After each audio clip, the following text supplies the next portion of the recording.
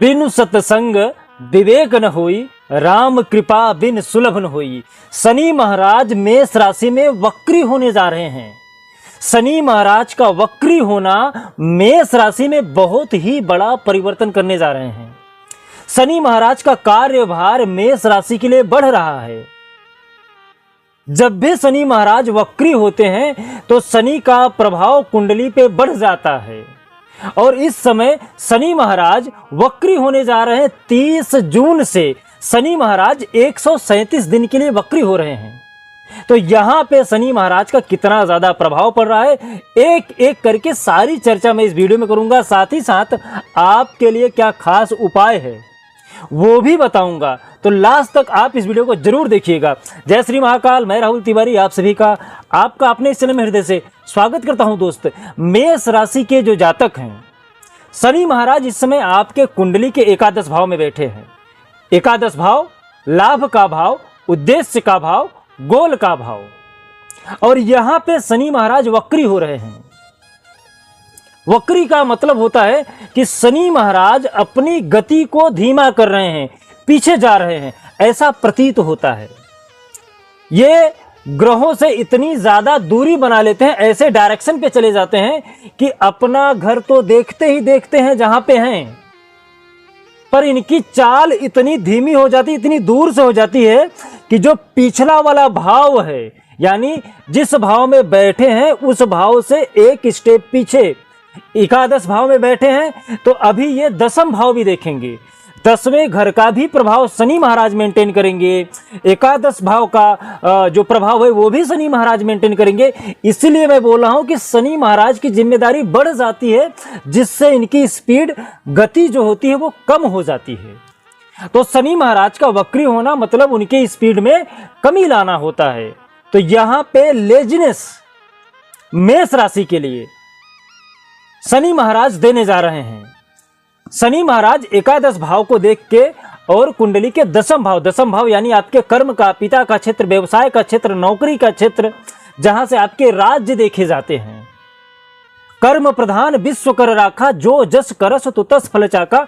कुंडली का जो दसम भाव है वो आपके कर्म का है, वहां के मालिक भी शनि महाराज हैं। और जिस भाव में शनि महाराज बैठे हैं एकादश भाव में, वहां के भी मालिक शनि महाराज स्वयं हैं। एकादश भाव के भी मालिक हैं और दसम भाव के भी मालिक हैं शनि महाराज।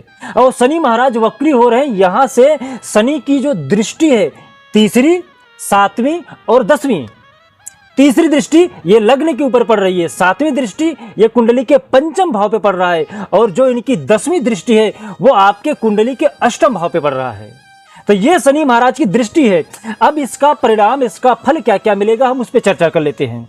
शनि महाराज की जो दृष्टि है, वक्र होने के बाद आपके अंदर लेजीनेस बढ़ेगा, आलस्य का प्रमाण बढ़ेगा, क्योंकि परिवर्तन करेंगे।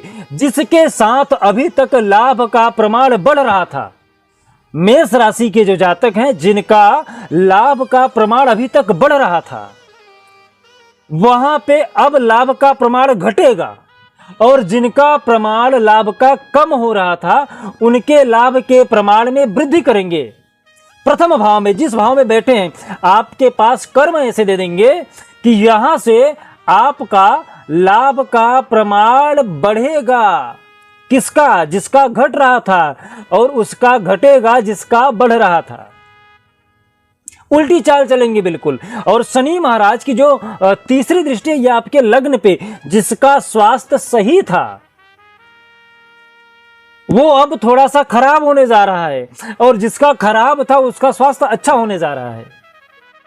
इनकी जो 7वीं दृष्टि पड़ रही है, जो आपका प्रेम प्रसंग अभी तक अच्छा चल रहा था, तो यहां पे कुछ न कुछ व्यवधान लाएंगे। संतान प्राप्ति में आपको व्यवधान उत्पन्न करेंगे। यहां से आपके शिक्षा के प्रमाण में आपको टेंशन देंगे, डिप्रेशन देंगे। और पुरातत्व के विभाग में जो इनकी 10वीं दृष्टि पड़ रही कुंडली के अष्टम भाव पे, यहां पे भी आपको परेशान करेंगे। यदि परेशान है तो अच्छे हो जाएंगे, अच्छे हैं तो परेशान हो जाएंगे। और शनि महाराज की जो वक्र दृष्टि है यह खतरनाक है। यह तो बिल्कुल ही आपके लिए इधर या उधर का प्रमाण बना के रख देगी। यदि आपका लाभ बहुत स्लो था तो बहुत ज्यादा हाई कर देंगी, यदि कम था तो मतलब दिन प्रतिदिन आप देखेंगे कि जब तक ये शनि महाराज वक्र में रहेंगे तब तक आपका लाभ का प्रमाण बढ़ता ही रहेगा। हाँ, लेकिन आलस्य का प्रमाण बढ़ाएंगे, आपके मन में शंका, भेद, ये सब उत्पन्न करेंगे वक्र होने के बाद। यहां से शनि महाराज आपके आलस्य के प्रमाण में वृद्धि करेंगे। साथ ही साथ यदि आपकी सोने की आदत गलत रहेगी ना, तो भी आपको परेशान करेंगे। बहुत जल्दी आपको नींद नहीं आएगी, यदि नींद आ गई तो फिर खुलेगी नहीं, लेट तक सोने की आदत आपकी हो जाएगी। आज का कार्य कल पे टालने के लिए आज कर लेते हैं, कल कर लेते हैं, परसों कर लेते हैं, लेट्स गो करने की आदत। जब तक ये वक्र रहेंगे तब तक आपके अंदर परिवर्तन करते रहेंगे। तो यहां पर शनि को मजबूत करना बहुत ही आवश्यक है, क्योंकि ये कर्म को सुधारना बहुत जरूरी है। क्योंकि इनका जो वक्र दृष्टि है वो सर्वप्रथम देखा जाए तो कुंडली के 10वें भाव पे ही पड़ रहा है। पहला भाव जो इनका निकल रहा है वक्र होने पर, ये कुंडली के 10वें भाव को भी देखेंगे। तो यहां से आपके अपने कर्म को ऊपर थोड़ा सा ध्यान देना है, कर्म को आपके मजबूत बनाना है। आलस्य का जो प्रमाण है उसको त्याग दीजिए। आलस्य का प्रमाण आप नहीं त्यागेंगे तो ये आपके अंदर बहुत सारे परिवर्तन लेके आएंगे, जो निगेटिव के सिवा पॉजिटिव नहीं होने वाला है। तो यहां पे आपको शनि को शांत करना चाहिए, मजबूत करना चाहिए। शनि को मजबूत करने के लिए क्या करें? शनि को मजबूत करने के लिए शनि महाराज का जो सबसे प्यारा मंत्र है, ओम प्रांग प्रिंग प्रोंग स शनिश्चराय नमः, या फिर नीलांजन समाभासम रविपुत्रम यमागजम छाया मात्रंडसम भूषम तम नमामि शनिश्चरम। या फिर आपको इस मंत्र का जाप करने में कठिनाई हो तो ओम सम शनिश्चराय नमः। और यदि मंत्र करने में आपको कठिनाई हो रही है तो हर शनिवार और मंगलवार, ये दोनों दिन, शनि जी के नाम से पीपल के नीचे एक मुखी दिया जला दीजिएगा राई के तेल का। इससे भी आपके कुंडली के जो शनि हैं वो अच्छे हो जाएंगे। और यदि आपके कुंडली में शनि बहुत ही ज्यादा मजबूत है या फिर बहुत ही ज्यादा कमजोर हैं, यदि बहुत ज्यादा मजबूत हैं तो भी वक्र पड़ने के बाद इनकी चाल उल्टी हो जाएगी। तो यहाँ पे आपको छाया दान कर देना चाहिए। और यदि आपके कुंडली में ऐसा लग रहा है कि शनि बहुत ही ज्यादा कमजोर है तो भी आपको छाया दान कर देना चाहिए। छाया दान में क्या करना है, आपको 1.25 पाव तेल ले लेना है और उसमें अपनी दृष्टि रख के और उसे दान कर देना है। इससे भी आपके कुंडली के जो शनि है वो मजबूत हो जाएंगे। साथ ही साथ आप बजरंगबली की स्तुति कर सकते हो, हनुमान चालीसा का पाठ कर सकते हो, सुंदरकांड का पाठ कर सकते हो। जरूरी नहीं कि आप एक ही उपाय करिए, जिसे करने में आप सक्षम हैं वो उपाय आप कर सकते हैं। तो वीडियो कैसा लगा आप कमेंट करके जरूर बताइएगा। यदि आपकी और भी कोई समस्या है तो कमेंट करके हमें बता सकते हैं। जय श्री महाकाल। आपका दिन शुभ हो, मंगल हो, स्वस्थ रहे, मस्त रहे।